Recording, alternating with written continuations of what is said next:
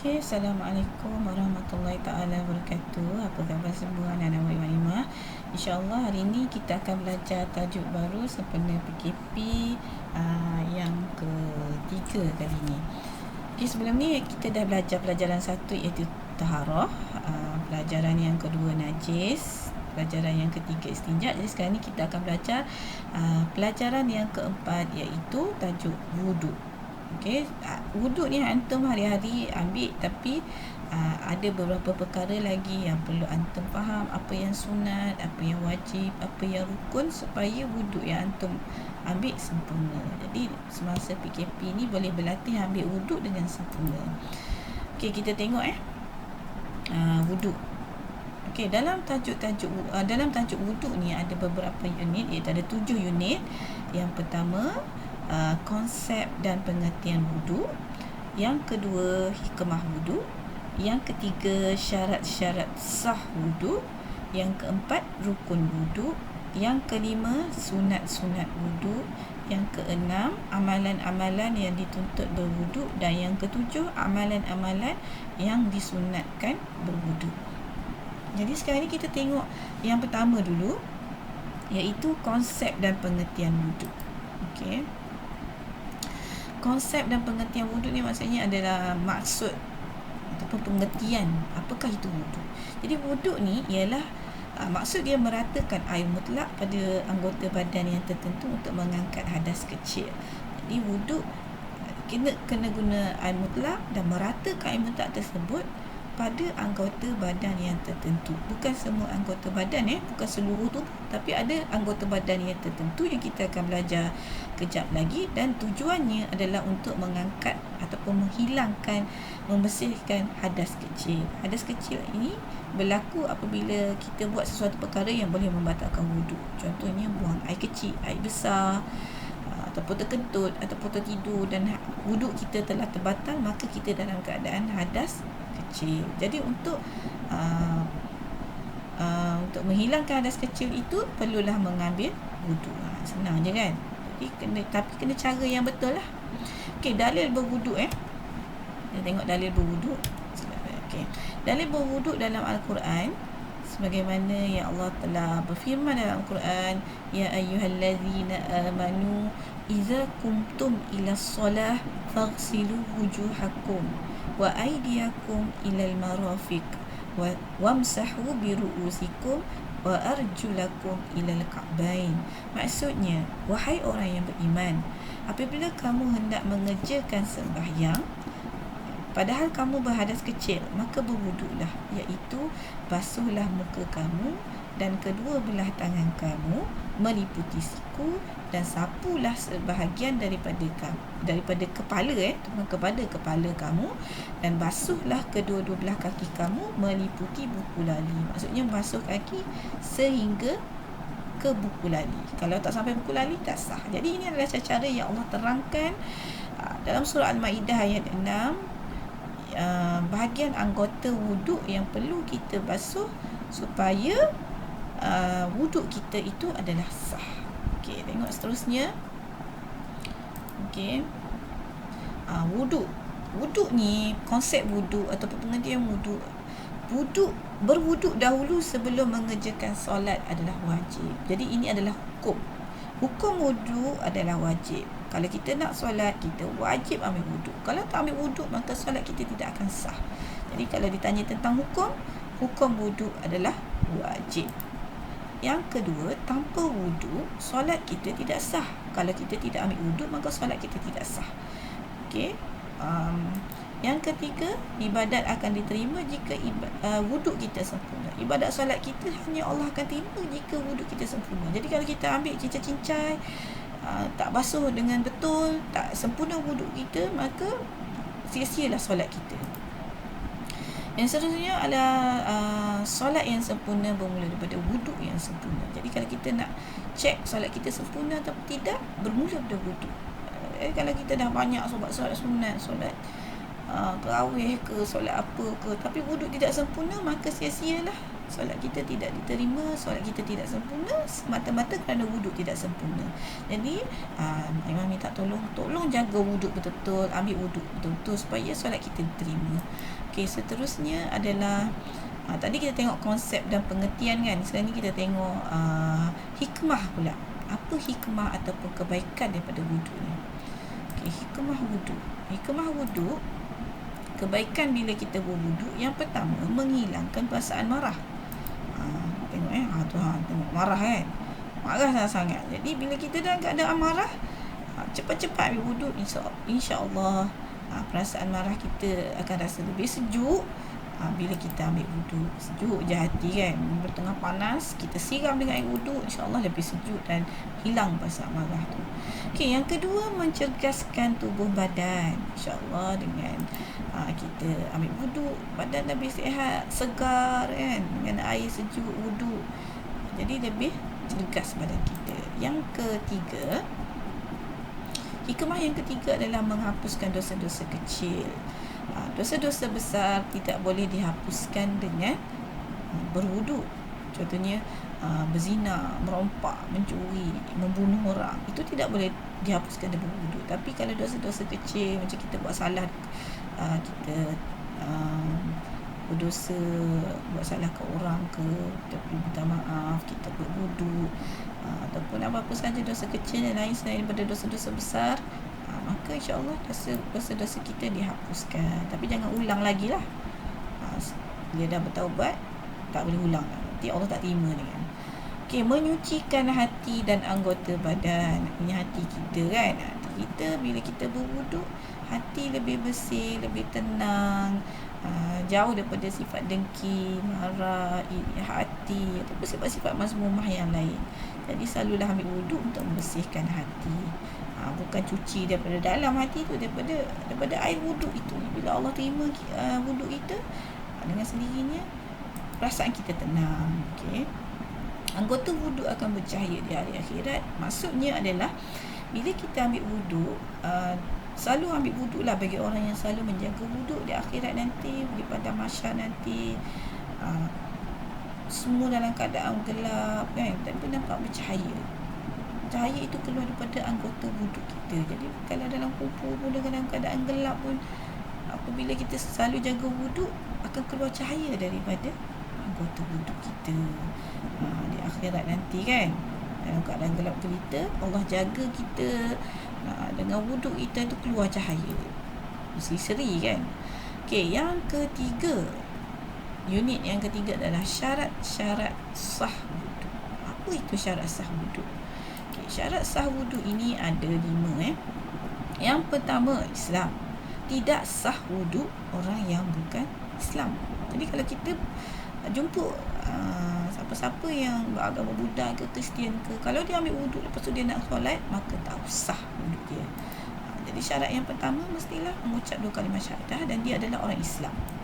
Okay, yang kedua, syaratnya adalah mumayyiz. Mumayyiz ni maksudnya adalah kanak-kanak yang boleh membezakan antara baik dan buruk.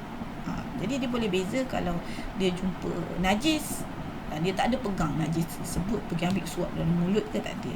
Ataupun dia tahu benda tu tak berdosa, tahu benda yang pahala, maka dia buat benda yang pahala, dia tak buat benda dosa, sebab dia tahu beza antara dosa dengan pahala. Kalau kita bagi tahu dia pun dia boleh faham.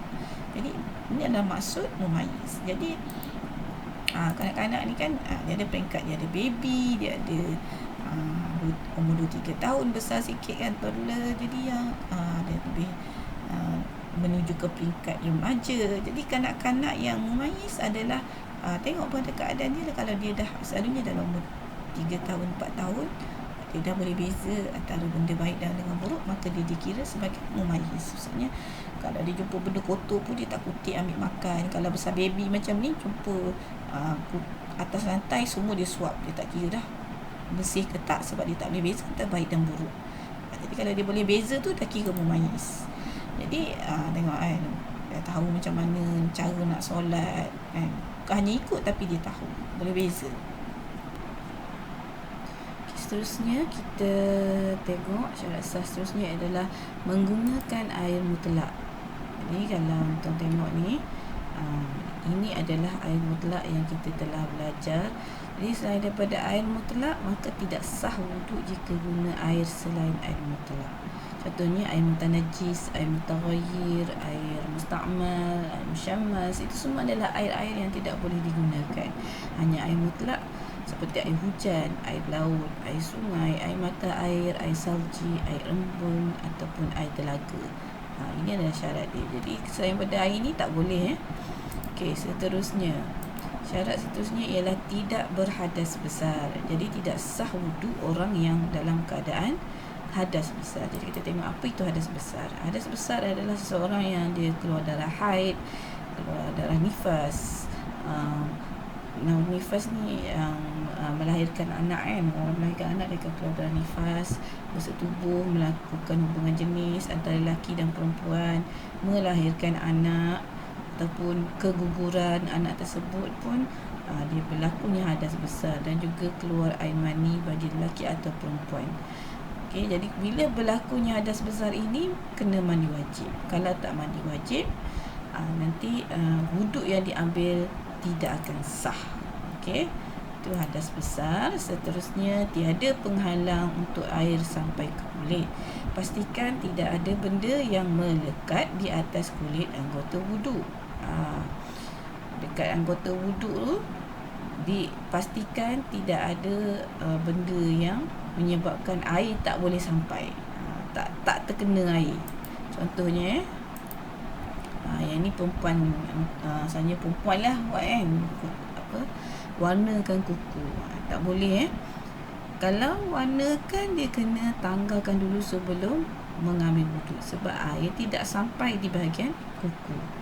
Okey, seterusnya cat. Contoh lain adalah cat. Contohnya cat-cat rumah tiba-tiba terkena pada bahagian kaki, bahagian tangan. Kalau perut tu taklah kan, perut tu adalah bukan anggota wuduk.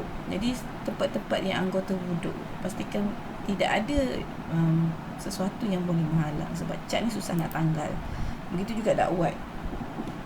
Benda-benda yang susah nak tanggal macam ni, nanti kalau terkena pada bahagian anggota wuduk, tidak sah lagi wuduk tersebut. Jadi kena pastikan betul-betul tanggal baru boleh ambil wuduk.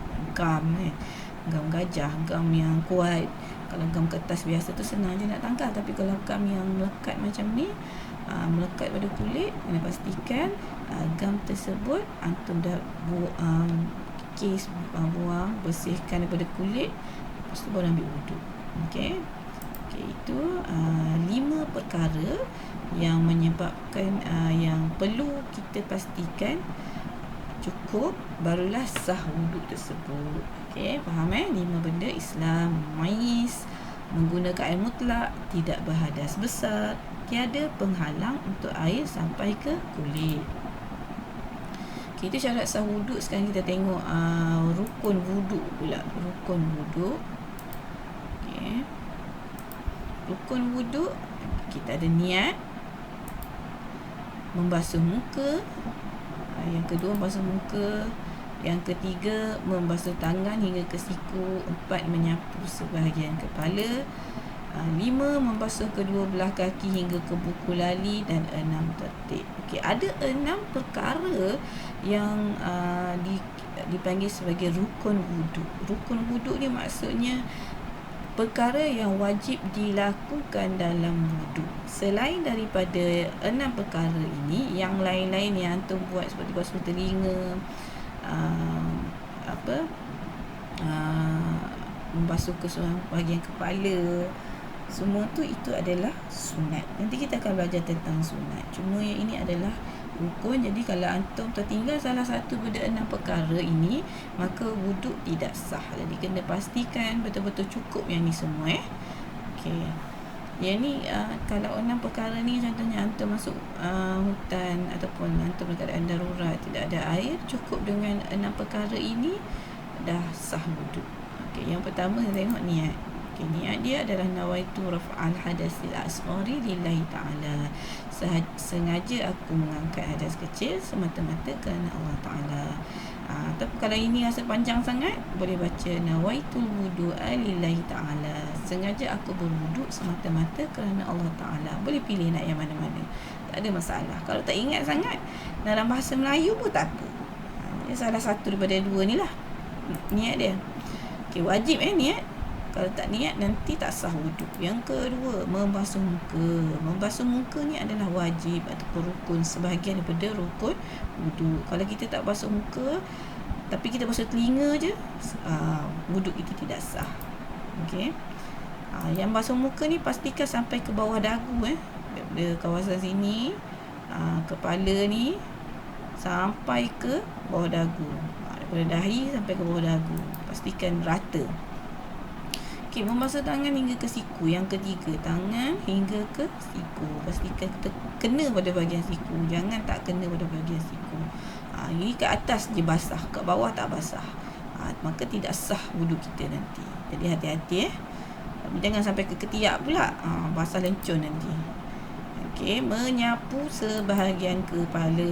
Sebahagian sahaja. Maksudnya dekat kawasan anak rambut ni je. Okey. Kawasan rambut ni je, bukannya semua bahagian kepala, hanya kawasan ini sahaja. Okay, ini adalah rukun juga. Yang kelima, membasuh kedua belah kaki hingga ke buku lali. Okay, nampak kaki buku lali ni, contoh buku lali ni kawasan buku lali kat atas ni, nampak? Ni buku lali. Jadi kena sampai sini, jangan sampai kaki je. Nanti tak sah. Dia kena atas lagi, sikit lagi ada buku lali ni, yang berketul kat sini ada buku lali. Okey, seterusnya adalah last kali tertib. Tertib ni maksudnya dia secara berturutan. Jangan jangan basuh muka dulu, lepas tu baru nak niat. Kena niat dulu, kemudian basuh muka, kedua belah tangan hingga siku, kepala, kedua belah kaki hingga ke buku lali. Maksud tertib ni melakukan perlakuan wuduk dengan mengikut turutan yang mana ditunjukkan oleh Rasulullah SAW. Ini cara Rasulullah ajar, kena ikut cara Rasulullah ajar. Kemudian wajib mendahulukan perkara yang mesti didahulukan dan mengakhirkan perkara yang mesti diakhirkan. Maksudnya ikut turutan nombor, jangan melangkaui nombor tersebut. Okey, ini faham Rukun wuduk ada 6 perkara. Okay, niat. Yang kedua, membasuh muka. 3, membasuh tangan hingga ke siku. 4, menyapu sebahagian kepala. 5, membasuh kedua belah kaki hingga ke buku lali. Dan 6 adalah tertib. Okey. Jadi kemudian kita tengok kepada sunat-sunat wuduk pula. Sunat-sunat wuduk. Okey, apa itu sunat-sunat wuduk? Okey, dalam berwuduk antara sunatnya adalah baca bismillah. Bismillahirrahmanirrahim. Baca basmalah itu adalah sunat lah. Kalau buat dapat pahala, tak buat pun tak ada masalah. Okey, seterusnya menggosok gigi. Okey, kalau kita gosok gigi dapat pahala. Kalau tak gosok, wuduk kita tetap sah. Asalkan kita buat yang 6 rukun. Membasuh jari hingga pergelangan tangan. Okey, daripada jari hingga pergelangan tangan. Ini adalah sunat Jadi kalau kita buat dapat pahala, tak buat pun tak apa. Seterusnya berkumur. Okey, berkumur adalah sunat juga. Jadi kalau tak berkumur pun tak ada masalah. Ini adalah sunat. Kita boleh buat ataupun tak buat. Dapat pahala. InsyaAllah kalau kita ada masa luang, air pun banyak, boleh buat benda-benda yang sunat. Kalau tak ada air, boleh buat yang rukun je. Okey, memasukkan air ke dalam hidung. Okey, masukkan, lepas tu hembus. Okey, yang ke-6, menyapu keseluruhan kepala. Okey, daripada tadi yang wajib sapu kat sini kan. Yang sunat sapu sehingga ke seluruh kepala. Okey, kemudian sapu lagi sekali. Okey, yang selanjutnya membasuh kedua belah telinga. Ni telinga, cuping telinga ni bersihkan. Sunat juga. menyelati jari-jari kedua belah tangan. Menyelati ni maksudnya tangan tu gosok-gosok celah-celah jari. Itu adalah sunat juga. Yang ke-9, mendahulukan anggota wuduk sebelah kanan. Kini sebelah kanan guna sebelah tangan. Dulukan sebelah kanan dulu baru kiri. Kalau kiri pun boleh, tapi dia tak dapat pahala sunat lah. Okey, 10. Basuh sebanyak 3 kali. 3 kali. Allah suka benda-benda yang ganjil kan. Di samping tu kita takut kalau ambil sekali takut tak rata kan. Bila basuh 3 kali, pahala sunat dapat. Okey, yang 11 berurutan. Berurutan ni maksudnya inilah tertib tu lah. Dan yang last sekali adalah berdoa setelah berwudu. Okey, memang harap antum hafal doa wudu ni, walaupun dia bukanlah rukun wudu, dia adalah sunat, tapi mak Iman nak tasmik lepas buka cuti sekolah nanti. Jadi lepas PKP nantilah, insya-Allah dah buka nanti. Jadi sangat bagus jika antum selepas berwudu baca doa ni. Doanya adalah asyhadu an la ilaha illallah wahdahu la syarikalah wa asyhadu anna Muhammadan abduhu wa rasuluh. Maksud tak payah hafal pun tak apa. Allahumma ja'alni minat tawabin wa ja'alni minal mutatahhirin. Subhanakallah bihamdik. Yang ni pun boleh sambung, tak nak pun tak apa. Asyhadu an la ilaha anta astaghfiruka wa atubu ilaik. Dalam buku ada dalam muka surat, nanti boleh tengok muka surat muka surat 37. Okey, ada doa selepas wudu. Okey, jadi boleh baca. Okey, seterusnya kita tengok tadi sunat-sunat wudu kita dah tengok. Okey. Sunat-sunat sekarang kita tengok amalan-amalan yang dituntut berwudu. Sangat-sangat digalakkan berwudu. Amalan-amalan yang sangat dituntut. Okey. Jadi kita kena ambil wuduk baru kita boleh menyentuh atau membaca Al-Quran. Jadi kalau kita nak sentuh ataupun membaca Al-Quran, kita mesti mengambil wuduk. Tapi kalau nak sentuh, terutamanya Al-Quran yang tidak ada Quran yang kalau tidak ada tafsir wajib. Tapi beza tuntut dengan wajib. Tuntut ni maksudnya sangat-sangat digalakkan. Kalau tak ambil pun tak apa, tak ada wuduk pun tak apa. Contohnya kita pegang Quran tafsir kan. Tapi sebaik-baiknya adalah mengambil wuduk. Begitu juga baca Al-Quran. Kalau kita dalam keadaan hadas kecil, boleh baca Al-Quran. Tapi sebaik-baiknya kita dituntut untuk berwuduk.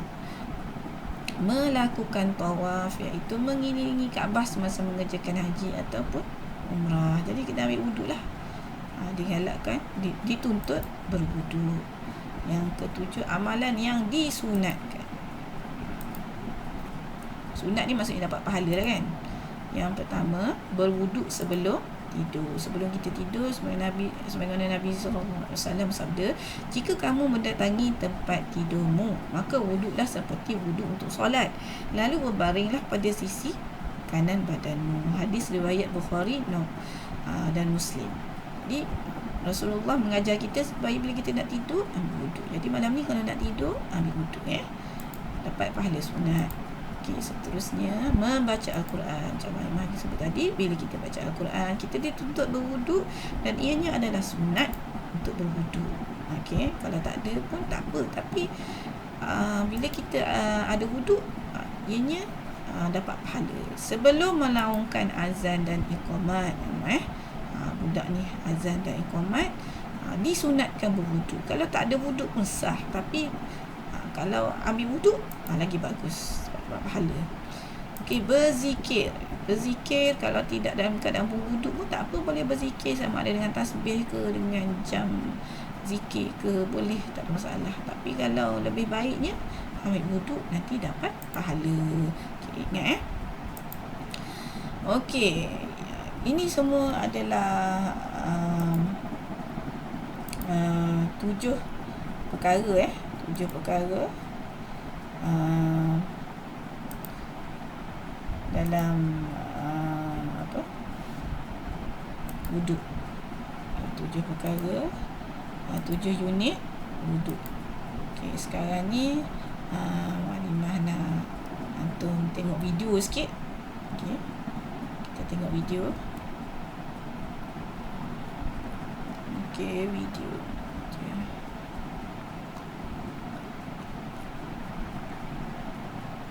Okey, video wuduk video wuduk.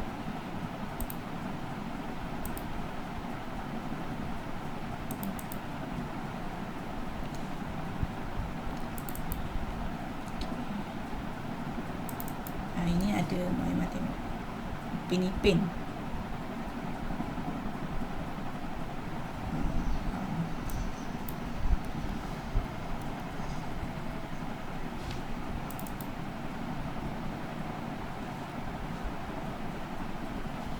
Okay, cara-cara mengambil wuduk. Ipin-ipin ajar. Okay, mula-mula niat niat mengambil wuduk. Nawaitu wuduk lillahi ta'ala. Okay, tengok. Okay, langkah 1, membersihkan kedua belah tangan. Ini menyelati celah jari. Ini semua sunat berkumur, bersihkan hidung. Itu adalah sunat.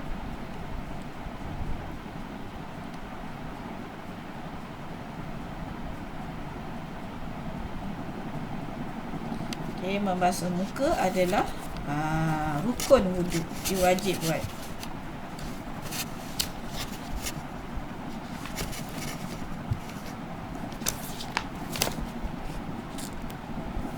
Ini dah sampai wajib. Basuh pergelangan tangan hingga ke siku. Ini adalah yang rukun juga.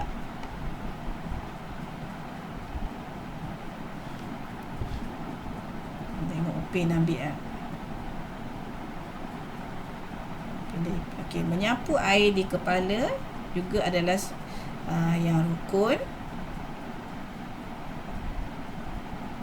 Membasuh telinga kanan dan kiri, ini pun adalah rukun juga. Telinga sunat. Dan last basuh kaki kanan, kiri hingga ke buku lari, itu adalah rukun. Yang last sekali adalah tertib lah, ikut urutan.